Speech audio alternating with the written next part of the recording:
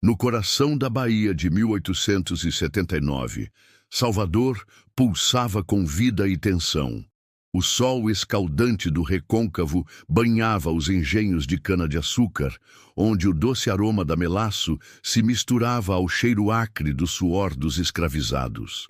As plantações se estendiam como um mar verde, cortado por senzalas de barro e palha, onde homens, mulheres e crianças viviam sob o jugo implacável dos feitores. Era uma terra de contrastes, onde a riqueza dos senhores de engenho se erguia sobre o sofrimento de milhares. Nesse cenário, Antônia, uma mulher de 28 anos, pele retinta e olhos que pareciam carregar o peso de gerações, movia-se com uma força silenciosa, mas inquebrantável. Antônia nascera em uma senzala nos arredores de Cachoeira, filha de Maria, uma quitandeira que vendia acarajé nas feiras do Recôncavo.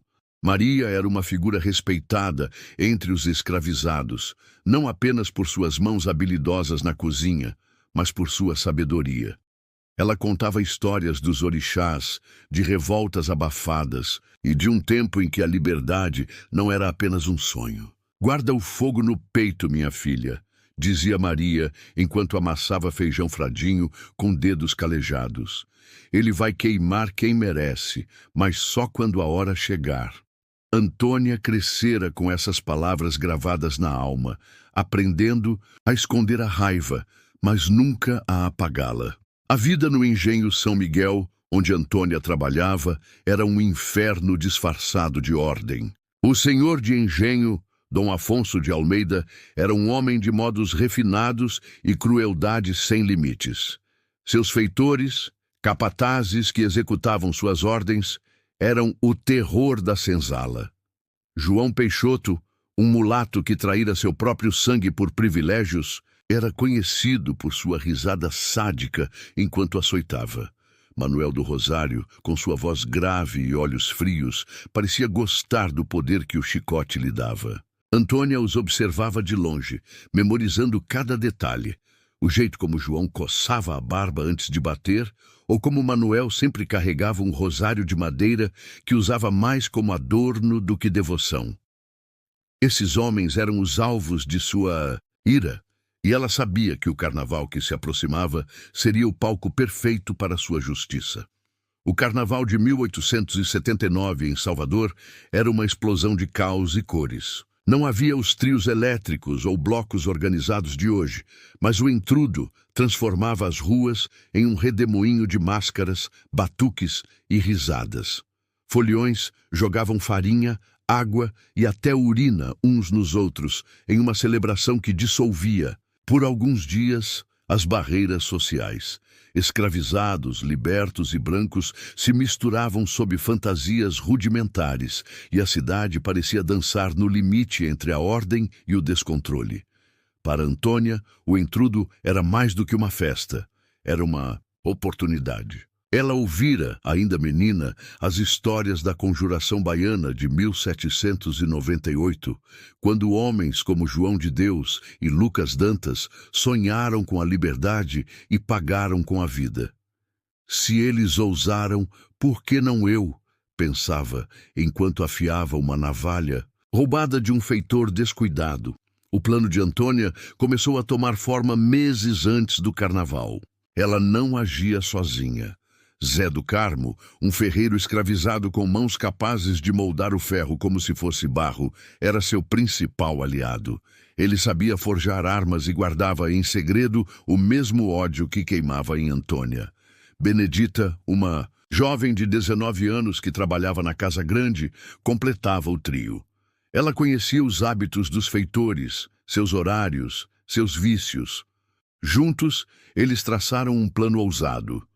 Usar o caos do intrudo para eliminar os 9 feitores do engenho São Miguel, um por um. Não era apenas vingança, era um ato de justiça, um grito contra séculos de opressão. Cada feitor que caísse seria um golpe contra o sistema que os esmagava. A preparação exigiu cuidado. Antônia e seus aliados se reuniam em segredo, sob a luz fraca da lua, em locais como o Jambeiro perto do rio Paraguaçu. Ali, Longe dos olhos dos capatazes, eles planejavam cada passo. Zé forjava navalhas leves e afiadas, escondidas em bainhas improvisadas. Benedita mapeava os movimentos dos feitores, anotando quem bebia demais, quem se afastava do grupo, quem era descuidado. Antônia, com sua memória afiada, guardava tudo: nomes, rostos, crimes. 9 feitores, disse ela em uma dessas reuniões, a voz firme, mas os olhos brilhando com uma mistura de medo e determinação. Um por cada ano que minha mãe sofreu nas mãos deles.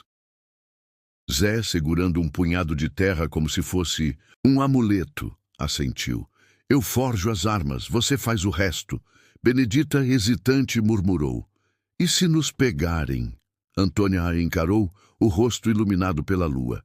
Se nos pegarem, morremos livres. O primeiro dia do intrudo amanheceu com Salvador em polvorosa.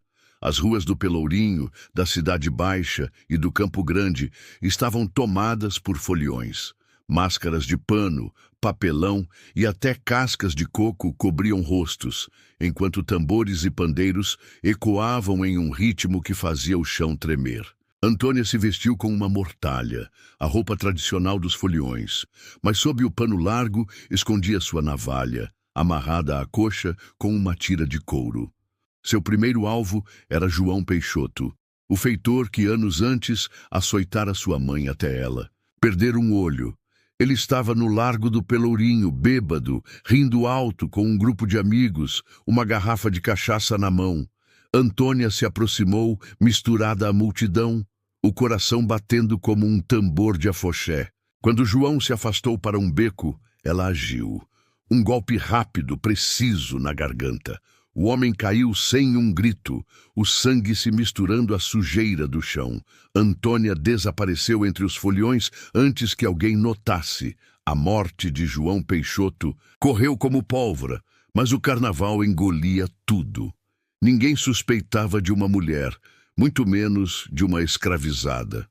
Antônia voltou ao engenho naquela noite, o corpo tremendo de adrenalina, mas a mente afiada.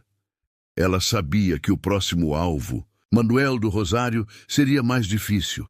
Ele era cuidadoso, sempre acompanhado por outros feitores. Mas Antônia tinha Benedita. A jovem, com seu jeito doce e olhos grandes, conseguiu atrair Manuel para uma taberna improvisada no Campo Grande, prometendo uma bebida forte. Quando ele chegou, Antônia estava lá, escondida nas sombras. O golpe foi tão rápido quanto o primeiro e Manuel caiu com o rosário ainda na mão. 2 feitores. 7 restavam. Enquanto Salvador dançava, Antônia contava. Cada morte era um peso a menos em sua alma, mas também um risco maior. Os feitores começaram a falar entre si, desconfiados. Dom Afonso, furioso com a perda de 2 homens, ordenou que os capatazes andassem armados e em grupos. Antônia sabia que o cerco estava se fechando, mas o intrudo ainda oferecia cobertura. Ela precisava agir rápido, antes que o medo dos feitores se transformasse em organização. Naquela noite, sob o teto de palha de sua palhoça, ela segurou a navalha e murmurou uma prece a Oxóssi, pedindo precisão. O carnaval ainda tinha dias pela frente, e ela estava apenas começando. A vida na senzala seguia, apesar de tudo. Antônia trabalhava durante o dia, cortando cana sob o sol inclemente, enquanto planejava seus próximos passos. Ela precisava manter as aparências, não levantar suspeitas. Os outros escravizados, alheios ao plano, notavam algo diferente nela. Uma centelha nos olhos, uma postura mais ereta. Alguns sussurravam que Antônia estava tocada pelos santos, mas ninguém ousava perguntar. O medo do castigo era maior do que a curiosidade.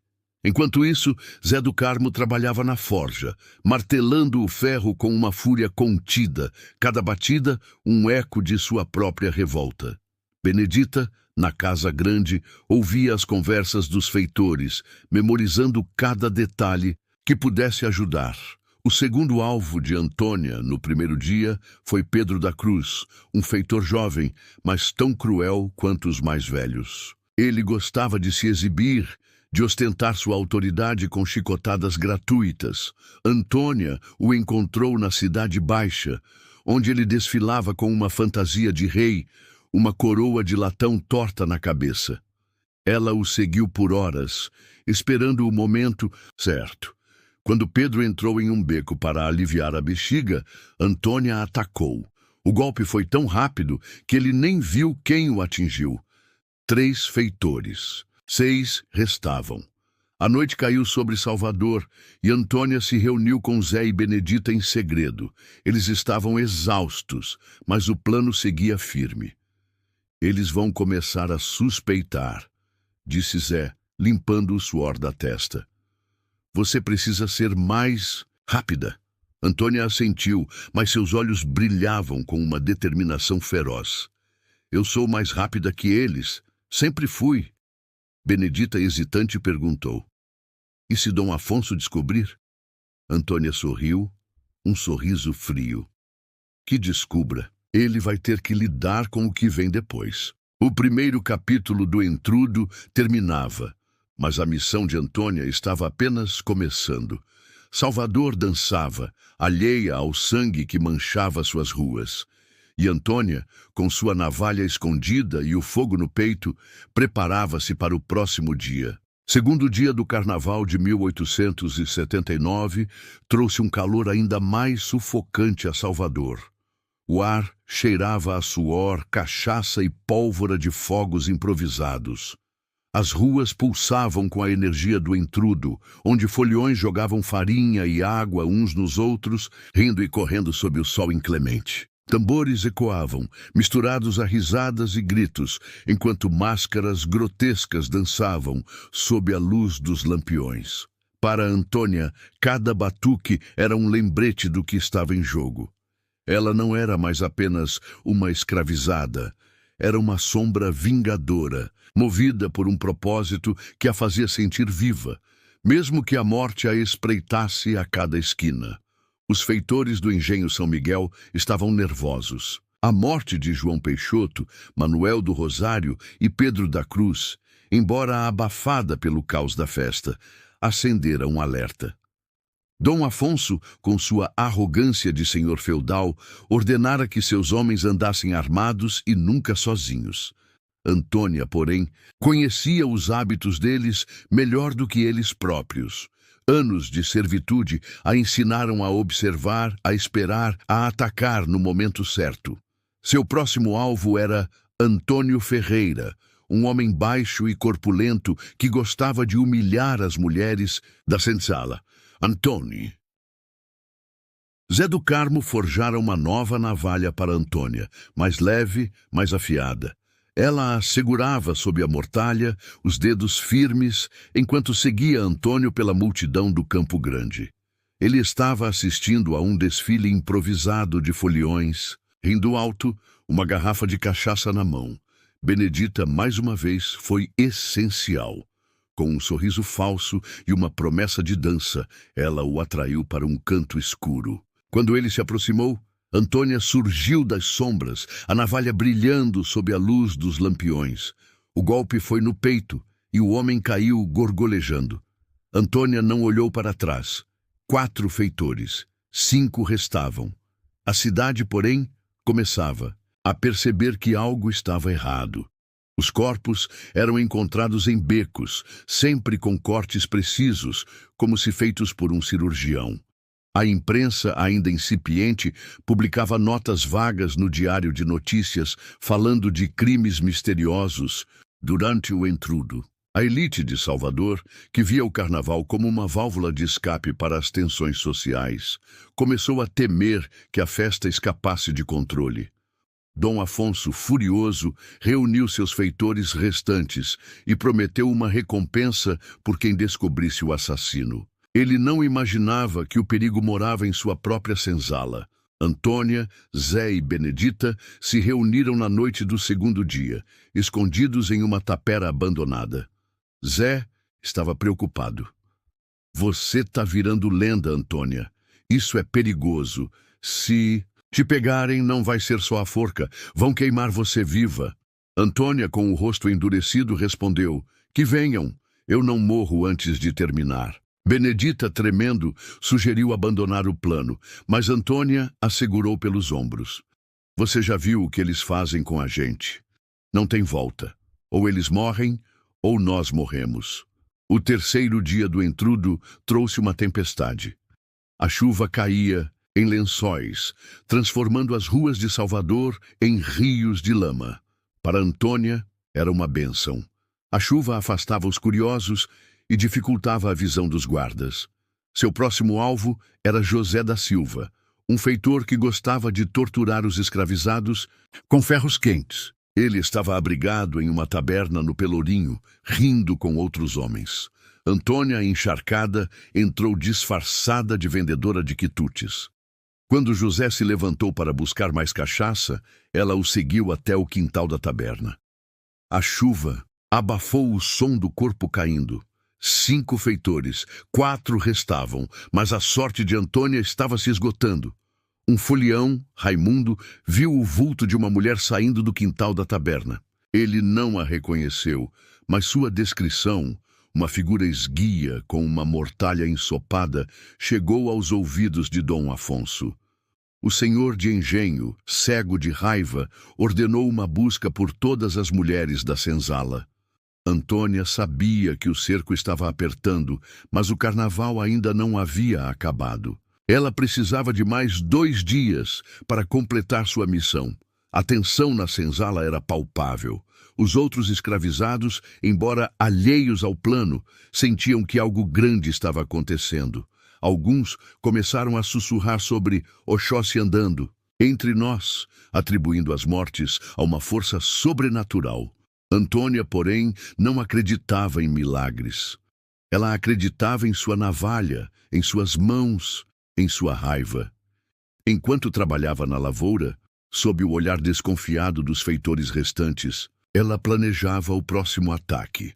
Zé do Carmo, na forja, continuava a fornecer armas, mas começava a temer pela própria segurança. Benedita, na casa grande, ouvia os feitores falando em contratar jagunços, homens armados que caçavam escravizados fugidos.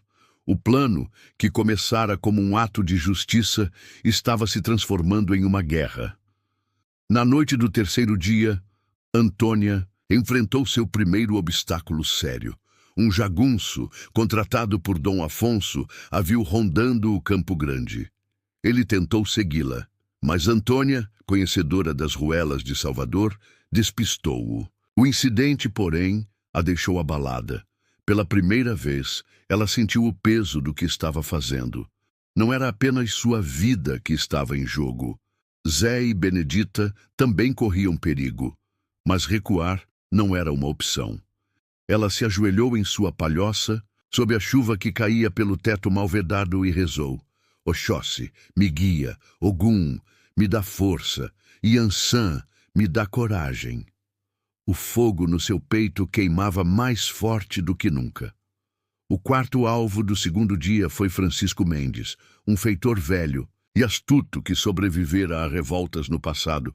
Ele não saía mais sozinho, sempre acompanhado por jagunços. Antônia precisou de um plano mais elaborado. Com a ajuda de Zé, ela espalhou um boato de que um carregamento de cachaça fora roubado e escondido em um armazém na Cidade Baixa. Francisco, ganancioso, caiu na armadilha. Quando chegou ao local, Antônia e Zé estavam esperando. Zé o imobilizou e Antônia deu o golpe. 6 feitores, 3 restavam. O capítulo terminava com Salvador ainda imersa no intrudo, mas com um clima de tensão crescente. Antônia sabia que o próximo dia seria o mais perigoso.